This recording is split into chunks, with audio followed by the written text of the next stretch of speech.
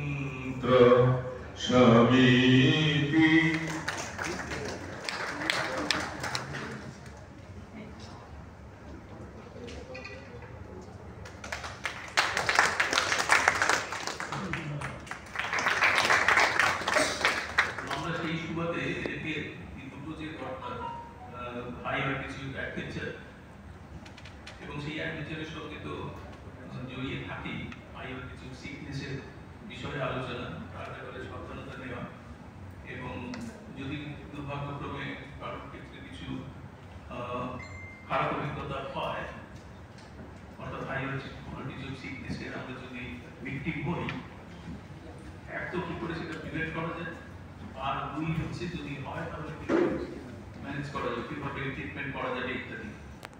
ট্রিটমেন্টের কথা মাথায় এলেই তো আসে ডাক্তার ট্রিটমেন্ট করবে, সে চলে যায়, তাহলে সাথে অফিসের সমস্ত কাজকর্ম করবে।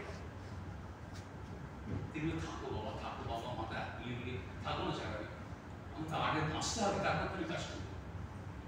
বললেন তিনি বললেন কি মানেটা বাড়াবেন পরে, তিনি আগে ছুটলেন যেখানে আইনটাইন তৈরি হয়।